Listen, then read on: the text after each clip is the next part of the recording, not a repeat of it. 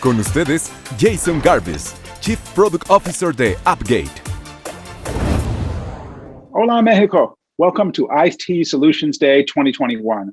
We're going to be talking about Zero Trust Security, a journey worth taking, or en español, un viaje que vale la pena hacer. I'm Jason GARBIS. I'm co-chair of the Software-Defined Perimeter and Zero Trust Working Group with the Cloud Security Alliance. I'm the author of Zero Trust Security, an Enterprise Guide, and I'm also Chief Product Officer at Appgate. And today we're going to be talking about the journey of Zero Trust and how and why it's important for enterprises to take that journey, and how you in your role as an enterprise or as a reseller can be successful in improving your security and making your enterprises more resilient and robust. Let's go ahead and dive in. So Zero Trust is a journey, but it is a worthwhile trip. It can be hard and it can be challenging, but the benefits are amazing. And we're not just talking about the view at the top. We're talking about a way for organizations to have more efficient and more effective security at lower cost, and to make their organizations have a much stronger defensive stance and be much more resilient to the inevitable attacks that take place upon them. The good news is that we're all making this journey to Zero Trust together. As an industry, we're all learning and sharing, and it's a pretty exciting journey where we are right here in 2021. And I'm glad that we're all on board and all talking about it. Before we dive in and talk about what Zero Trust is and the steps in our journey, I think a little bit of a history lesson is in order. So let's talk about how we got where we are and why Zero Trust is needed and why we have to take this journey together. If we think about what's happened in the last 15 or 20 years, is we've all seen some amazing changes and amazing improvements in information technology. You think about our mobile devices, you think about the adoption of cloud technology, and all the innovation that we can all make use of as enterprises for using these new types of software development, deployment, and business technologies. However, this has happened in a world where now our threat landscape is much more dangerous. We're seeing both criminals and nation states be successful in attacking far too many enterprises, and we have to work extra hard to make our enterprises more secure. The challenge is that our information security tools and architectures have not kept up with all of these new software and IT technologies. As we move from a perimeter-centric model to a user and cloud-centric model, security organizations have really struggled to keep up. And the end result is that they have to give users too much access because there's no other way to keep business users productive. And we have to ask ourselves, well, why is that the case? We know that people like us in the information security field work hard. We spend a lot of money on our teams and our tools. Why is it that we can't keep up with these changes? And really, I would say that there's two primary reasons that it's been so difficult for security to remain effective in our organizations. The first is that our fundamental networking technology of TCP/IP provides a very weak security foundation. It is built on the notion of implicit trust. If we think about when TCP/IP was created in the 1970s, it was done to make it so that these distributed network devices could very easily connect to one another. It was built on this notion of implicit trust, where if I can send a packet to you across the network, you're going to trust that packet and you're going to act on that packet, and you're going to very easily allow us to establish a connection and communicate. And if we think about what that looks like, it really means that it's built on this notion of connect first and authenticate second. And if we build this out, it means that every resource on the network is inherently and immediately visible to every other resource on the network. This is great from the perspective of enabling connectivity, but it's terrible from a security perspective. And this is true both for resources inside an enterprise network, as well as, of course, for resources exposed to the internet. Second is, after you see the resources, TCP/IP allows you to establish a connection to them. And then and only then is there some sort of authentication. And if you think about this in our world today, where we know how malicious and how active the criminals and nation states are, you would never design a system like this because it's too easy for the attackers to establish a foothold and to really cause harm to our organizations. So that's the first reason that security teams at the fundamental network level are really struggling to keep up. The second reason is that TCP/IP has a very poor policy language, a very poor way of describing our access rules. What it does is it forces us to use very basic IP address and port rules to control access. In fact, it forces us to ask a question like, should this source IP address over here have access to this target IP address or this target address over here on a certain port? And these firewall rules are very basic. And the answer to that question can only be yes or no, allow or block. And I would argue that this is not a very meaningful question because we don't know anything about that IP address. It doesn't correspond to a user. It doesn't correspond to an identity or a business role. And the target doesn't correspond to anything meaningful either. And this is fundamentally one of the two reasons that network teams have to give up and say, I don't know who was trying to access what. I'm just going to allow everyone to have access to the full network so that I don't impede our user productivity. And that leads us to this end result of these wide open and flat networks where users have access to hundreds or thousands of resources when they really only need 10.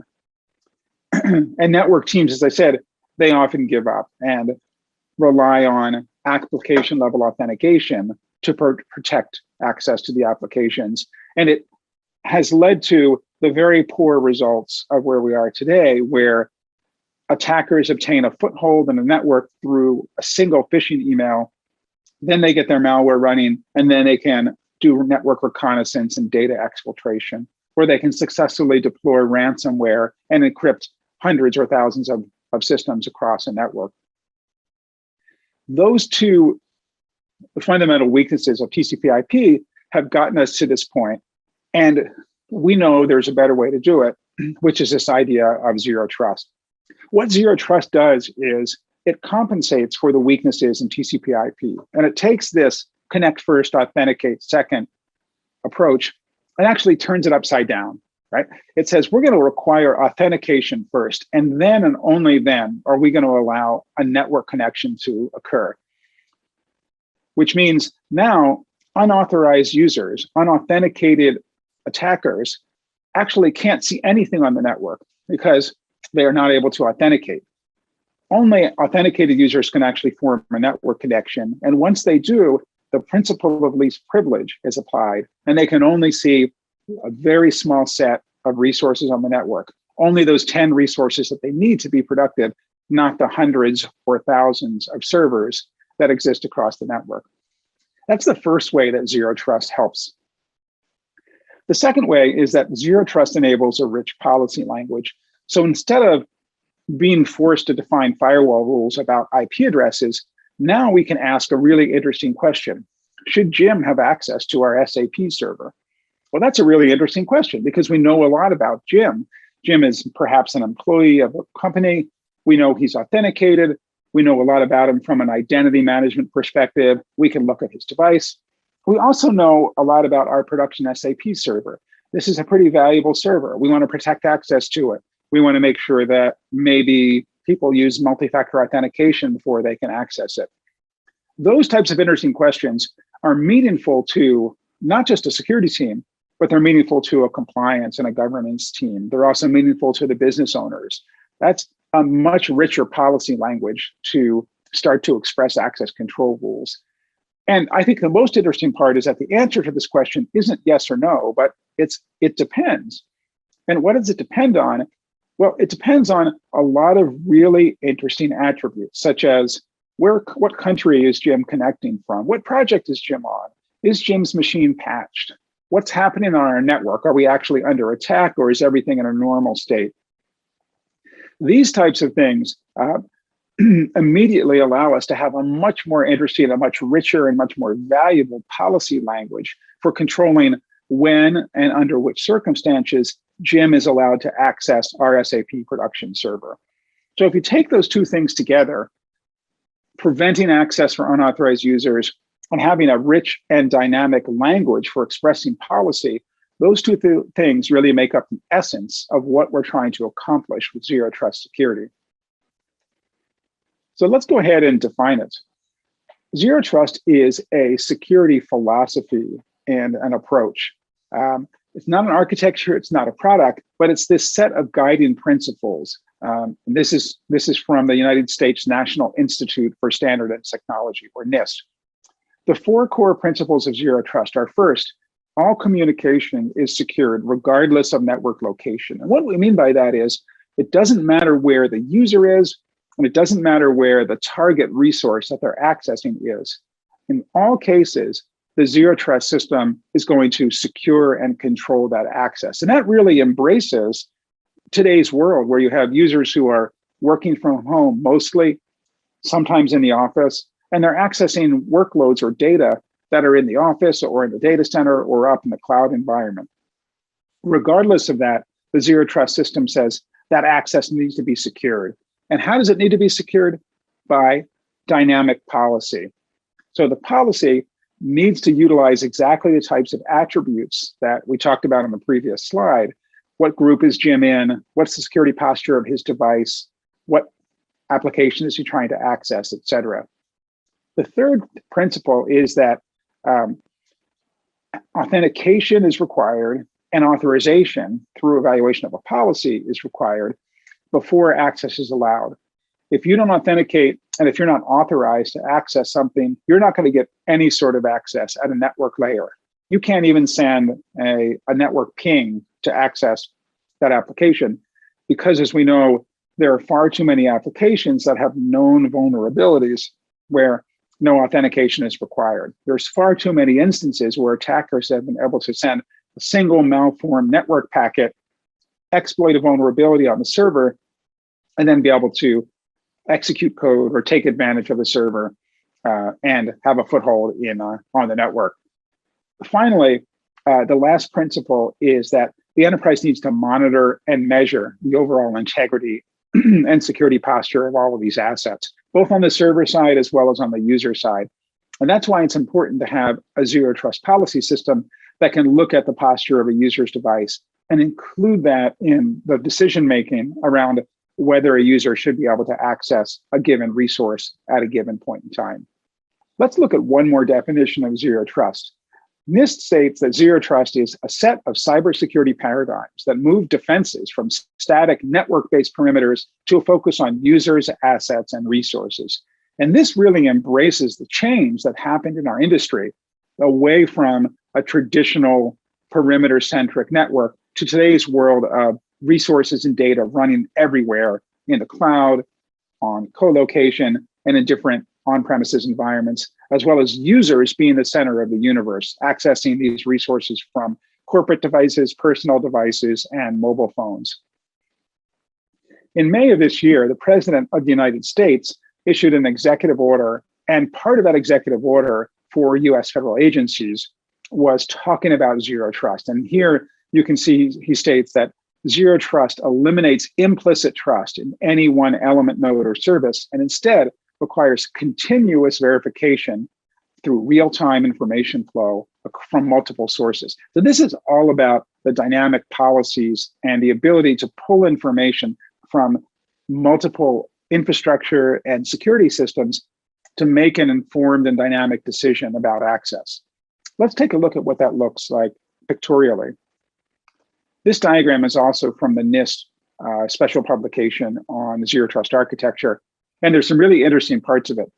At the bottom, what you have is what's called the data plane, the area where a subject, typically a human user, would use some sort of system to access an enterprise resource. And they do that through what's called a policy enforcement point.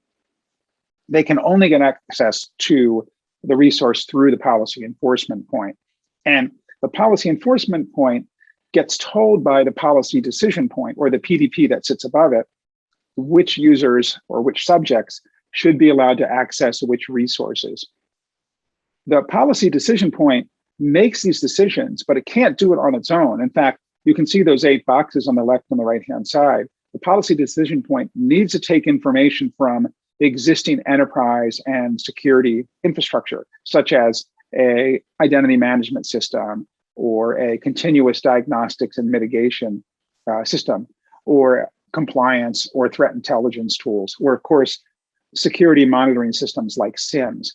All of those things provide both attributes and context to the policy decision point, which then makes decisions about whether this user should be allowed to access this resource, and then it communicates that down to the policy enforcement point.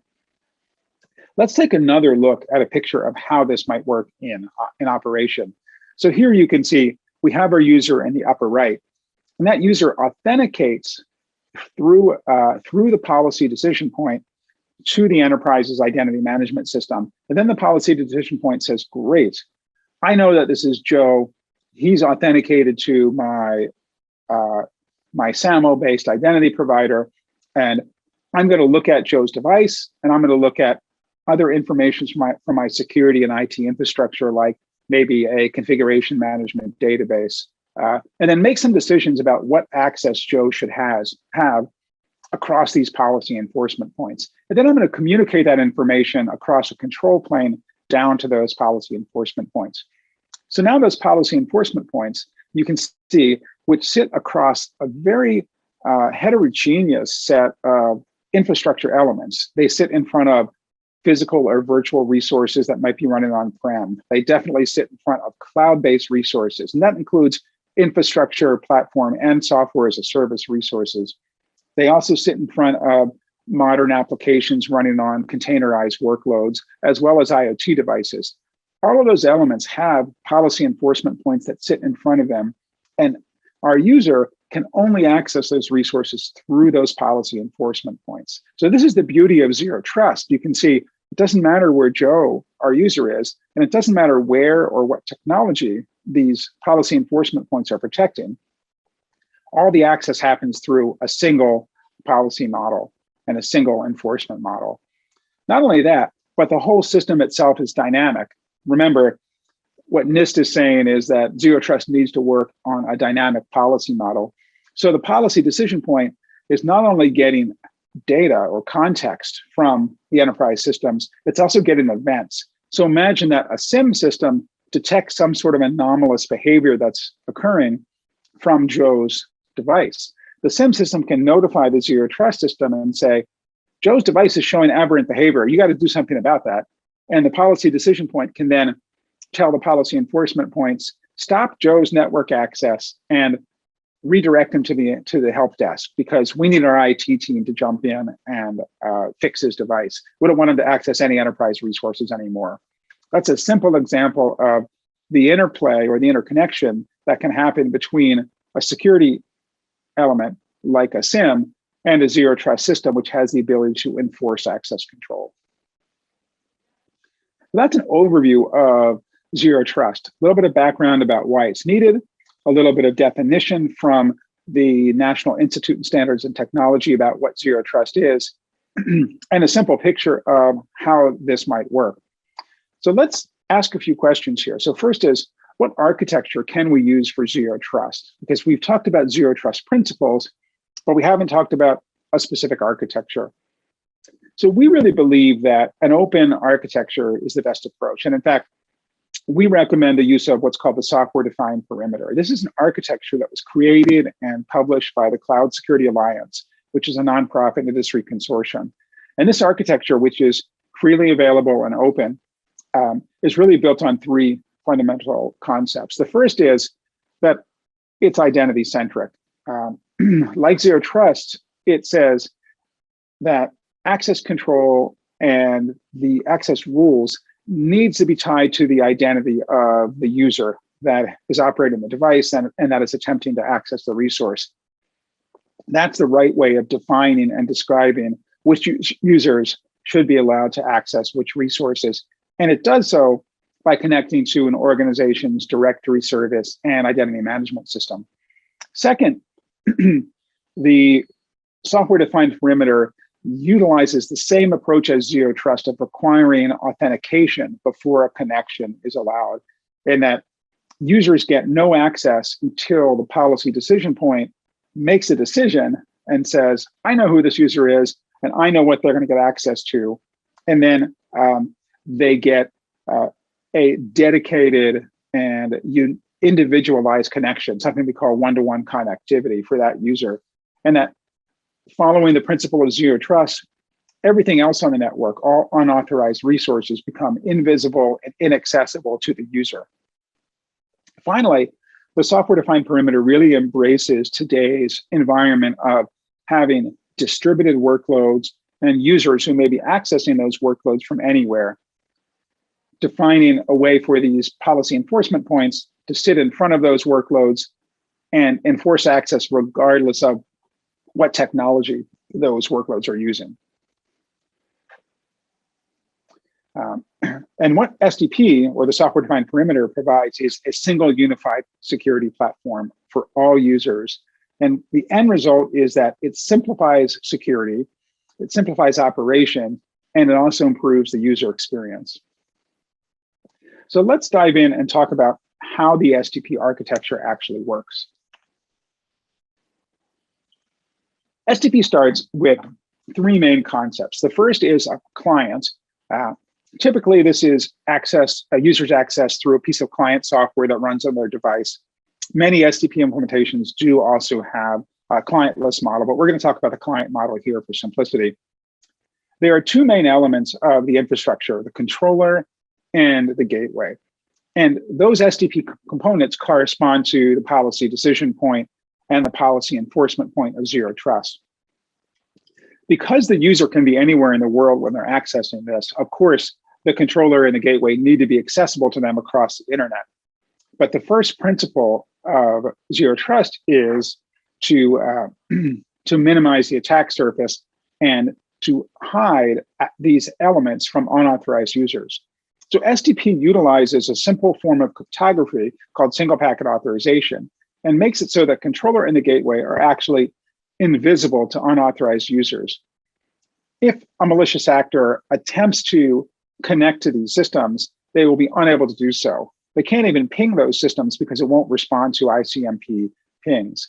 So the controller and the gateway, even though they're sitting on the internet, are invisible and don't respond to unauthorized users, immediately reducing the attack surface. And this compares very, very favorably to something like a traditional VPN, which advertises itself to every malicious actor on the planet and has been a huge vector for successful attacks in the last few years.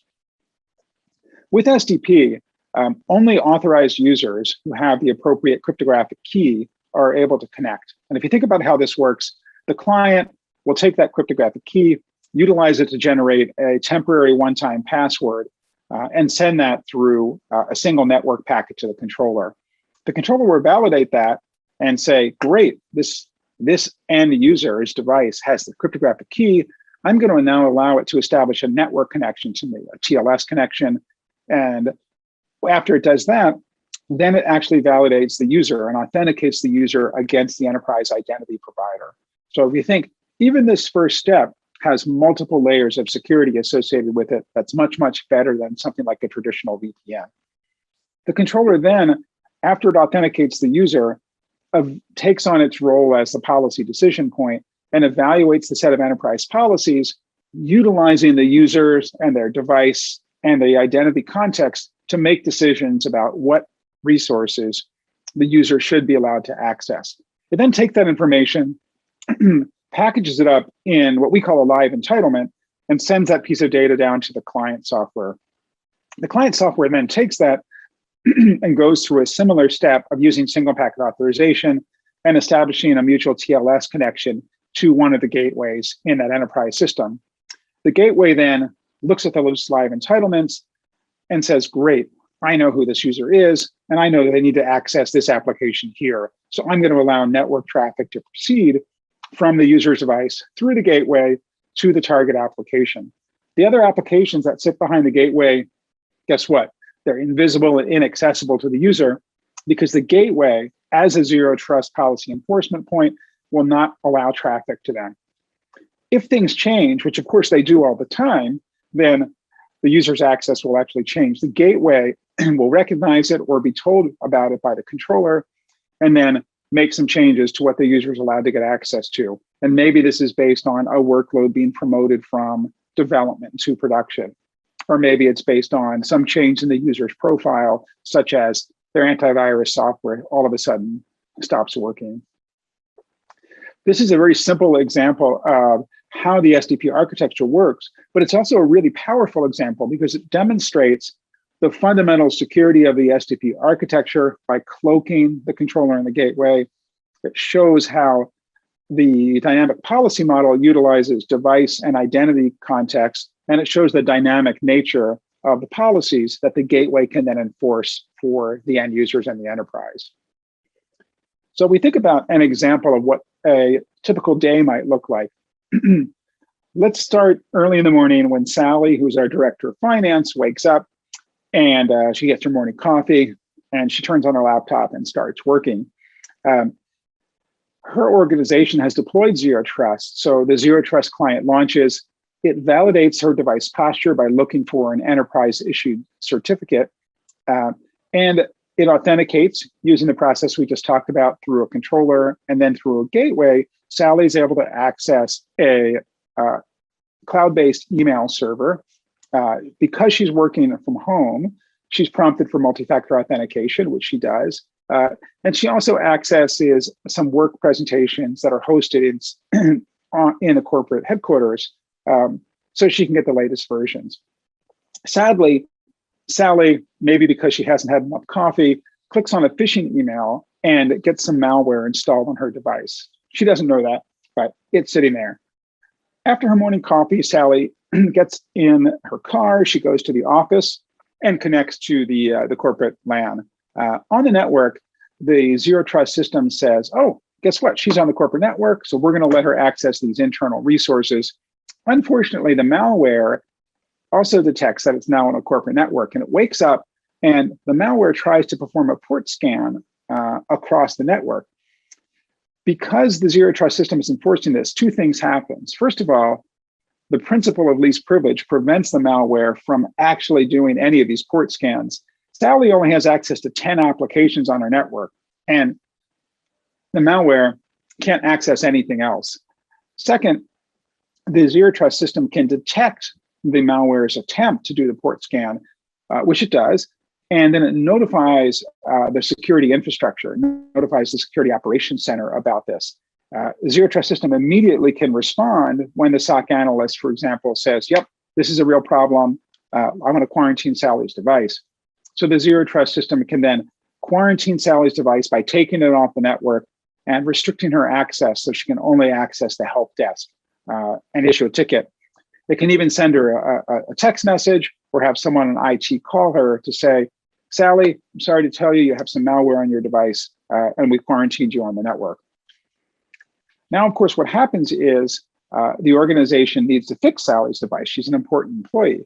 So they assign a ticket using their service desk to Bob, who's the IT administrator. Bob now has the ability to remotely access Sally's device. He can log into it and he can fix it. The interesting thing about this use case is that we don't want Bob to have access, network access, to Sally's device or to any employee's device all day, every day. Because what if Bob's the one who clicked on a phishing link? So the Zero Trust system actually utilizes a dynamic policy that makes API calls to the service desk and only allows access if the service desk has a ticket that's in an open state assigned to Bob. So our Zero Trust policy says, let me call the service desk through an API. I'm going to retrieve information about the open tickets. Oh, I see I've got a ticket that assigns Bob access to Sally's device to fix a problem. So Bob now has network access to Sally's device. He fixes it and he closes the ticket. As soon as the ticket gets closed, that network path goes away. This is a great example of a Zero Trust system enforcing network access in a way that's driven by a business process. So if we think about that, Zero Trust has the capability to solve some real world business problems. And we've seen many, many enterprises really be successful, even if they start with some very focused and very tactical initial projects. So remote access, such as a VPN replacement for employees or third-party access, are very common ways to get started because they are often a source of friction or a headache for users or for security teams. And they're also often a big source of vulnerabilities. We've seen lots of companies, VPNs, get attacked successfully. We've seen lots of situations where third-party access has been a successful vector for attacks by malicious actors. Those are both terrific ways and very easy ways for organizations to improve their security and get started with Zero Trust. We've also seen a lot of successful organizations utilize Zero Trust as they go down and migrate applications up into a cloud environment. Cloud environments usually have different networking and security configurations tools that are sometimes misaligned with organizations' traditional security and network tools. The result can be that the network teams just attach those new cloud environments to the corporate network, and they provide everyone on the network and every system on the network with very broad access to those cloud resources. This is definitely introducing security risk and is not best practices, shall we say. The better way to do it is to embrace the fact that these cloud environments are distributed and utilize modern Zero Trust policies, deploy a Zero Trust policy enforcement point into a cloud environment, and let it dynamically look at the workload in the cloud environment and control access directly from the user's environment, from the user's device into the cloud.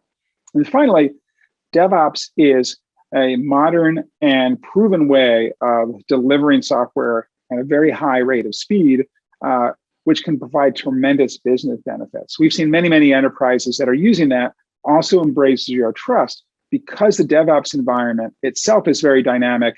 It ties together very nicely with these types of dynamic Zero Trust policies, where the DevOps system can make API calls into the Zero Trust system to tell it, hey, I'm deploying a new workload, or this workload has changed state from dev to production, then the Zero Trust system can automatically adapt and change access accordingly. These are 4 great use cases that taken together really help organizations go down the pathway of strategic Zero Trust step by step and helping them digitally transform the way they operate to deliver tremendous business benefits. The obvious question to ask yourself is, are enterprises ready for Zero Trust? As a reseller, are your customers ready?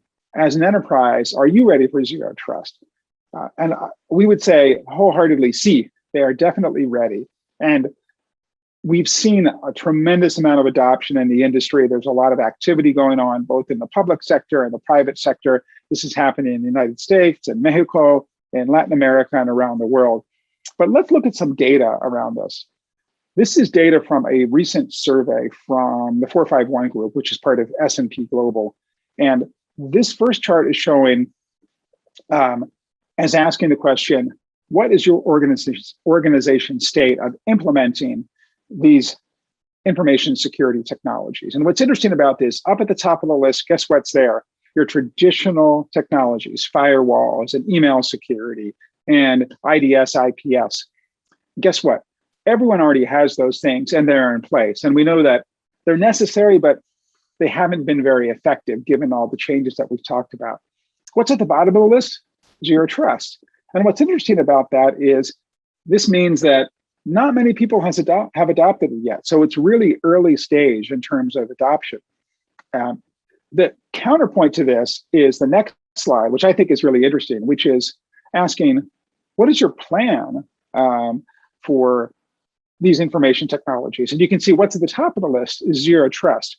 In fact, 41% have planned to deploy Zero Trust in the next 6 to 24 months from the time of this survey.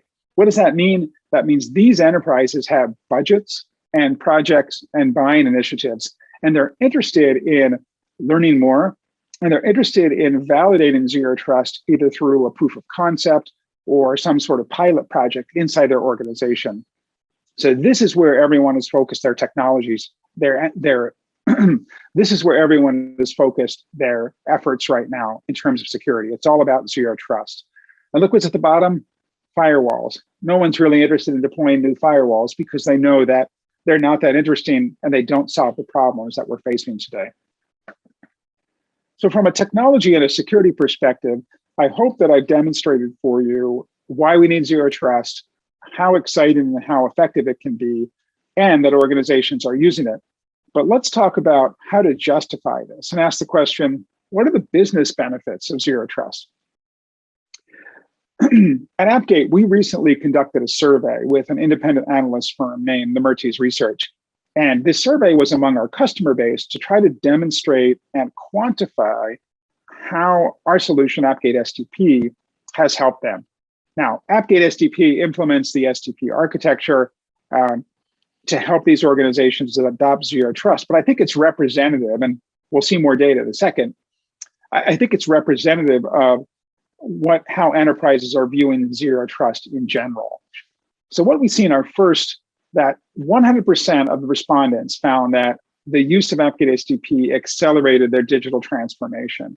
And that's really important, is that when companies go down the pathway of zero trust, what we're seeing is almost all of them, 100% in this example, but probably 90% in the industry, almost all of them recognize that zero trust is not just about improving security, but it's about enabling the business to do really interesting and powerful things, to digitally transform themselves, take advantage of these new type of cloud-based and container-based software development tools, and really build very quickly new types of integrations, new types of business applications, and to open up new lines of business or new ways to work with customers and partners. It's pretty exciting step as companies take advantage of these new technologies, and zero trust is an important part of doing that securely and quickly. Second, what they've seen is 119% improvement in digital transformation. So another data point for as they go from, let's say, being a 3 or a 4 on the scale up to an 8 or a 9 on the scale, that zero trust has really helped them do that very, very quickly. Let's talk about some specific benefits that they've seen. And again, this survey was about our customers using Appgate SDP, but I think the types of benefits that you're going to see are going to be applicable about zero trust in general. So first of all, these enterprises saw over a 91% reduction in user provisioning time as they went down the zero trust journey. This benefit is because they're now able to do things like not have to have new laptops shipped to their IT department for provisioning. They can ship them directly to the users. And because they've got this secure way of onboarding users, they can do that without having to put them on the network, for example. Because the zero trust system will automatically tie into the identity management system, it doesn't require additional IT steps of provisioning accounts and access. And in fact, you can see that as a result, organizations were able to reduce by over 78% the user provisioning staff count from 3.6 to 1.4 full-time employees or FTEs. Now, these people didn't fire anybody. What they did was they were able to free these people up to work on more strategic and more important projects than continuing to provision users. So a very clear business benefit. They also saw a 50% average reduction in user login time. And you think about this, how frustrating is it for a user wanting to sign into a VPN and they have to sit there for 30 or 45 or 60 seconds just waiting? Whereas you reduce that to 10 to 15 seconds, users get in right away, they're much more productive, and they're much happier.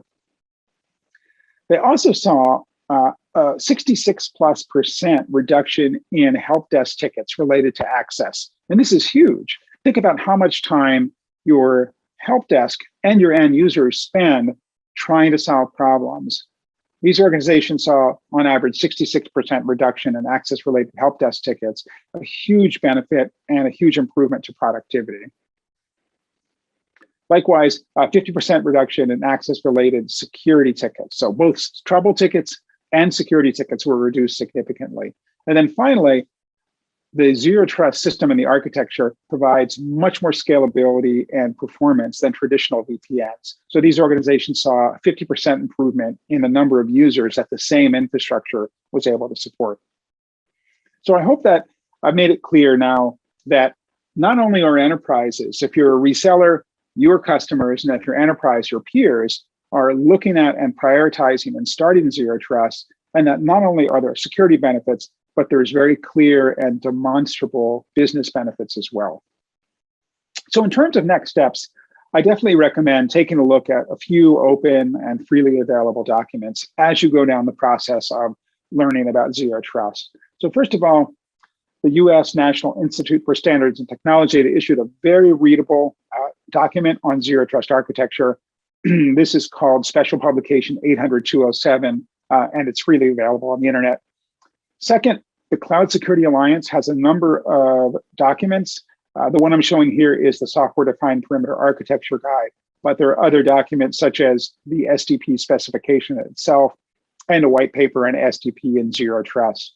And then finally, very recently, the United States Cybersecurity and Infrastructure Agency issued a Zero Trust maturity model. I also recommend taking a look at that as you start to understand what steps should you or your customers take as you go down a Zero Trust pathway. Second, if you're a reseller, talk to your customers. Ask them about what they're doing. How are they approaching Zero Trust? What's their first Zero Trust project that they're thinking of? And then how can you, as a reseller, help them improve their security through Zero Trust? There's some great anecdotes that we shared and some great use cases that we shared in this presentation. If you're an enterprise, talk to your peers, talk to people that you know who are also security practitioners across other enterprises. And most importantly, talk to your colleagues inside your organization, talk to your compliance team, talk to your networking team, and talk to the business owners and the application owners, because I bet they've got all sorts of challenges that they want to overcome, whether it's user dissatisfaction, whether it's onboarding users, or whether it's really wanting to take advantage of new technologies like cloud-based resources that they have been unable to do because of security and compliance reasons. So Zero Trust es un viaje que vale la pena hacer. It's definitely a journey worth taking. And the good news is that there's a lot of resources out there. We're all on this journey together. No one has to take it alone. And together, we are going to get our industry and our enterprises to a better place where they have secure access, where users have secure access to every resource that they need, transparently, regardless of where they are, but you do it in a way that is efficient, that is secure, and that keeps your organization much more resilient to the inevitable attacks that it faces. So I want to encourage you to take this journey. We're all here for you, and it's going to get us to a better place. Thank you. Agradecemos a Jason GARBIS por su participación en el IT Solutions Day.